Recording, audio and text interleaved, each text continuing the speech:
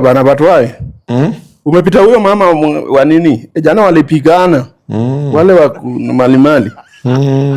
Bana lakini vita ni mbaya. Wamepigana mpaka wamepasua mandoo. Mavijiko zime yawa. I wonder. Okay. Alafu bana Arsenal walipigwa kweli kweli. Batwai. Nini na kuongeleza uconcentrate? Wewe unajua usipo concentrate na unajua sasa unafanya maajabu hapo. Ninasumbua. Nini? Unafanya kwa sinki ya kunini? Sikujua. Ya bana la kwa tika. Bwana, unajua wewe? Wewe ni makora. Sana kwa sinki gani hiyo? Wewe by the way, mbona mama yetu aliamua tu atuzae na wewe? Na sangati tulizaliwa na wewe. Nini? Ni kiberiti kingine hapa ndio. Kiberiti kwa sink. Nilibeba nikafungwa nao zibu. Batwai bwana, ngeni.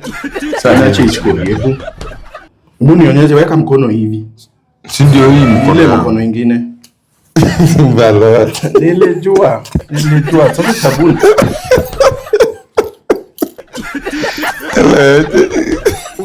Batwai sasa unafanya nini? Hii unajaribu unataka kuduplicate kifungo yangu. Si baba. Alafu unacheka. Hii you think it is funny, si ndio? Si funny. Sinajaribu kukata hiyo sabuni ya kifungo. Si funny saa zile ndugu yako anatoa duplicate ya kifungo yako akuibia. Si kuibi na najaribu kukata hiyo sabuni. Si ni refu. So nataka uende utoe kopi ya kifunguo. Ndio uko busy hapa.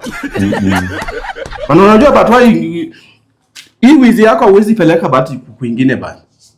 Tuende uibe hata kwa banki uliwe. Sasa nimeiba nini sasa hivi? Unataka kutoa kifunguo duplicate kujanga hapa kama siko. Sasa mimi sikapata kishu nilikuwa najaribu kukata. Kama nikiwa hapa ndio kidogo laptop. Kidogo. Bana Batwai unajua mimi we will not live this way. Hatutaishi hivi. Sasa unanipoint kwako. Unaweka mdomo kama yatima unadhani ati nitakuhurumia. Mimi sipendi tabia zingine bwana.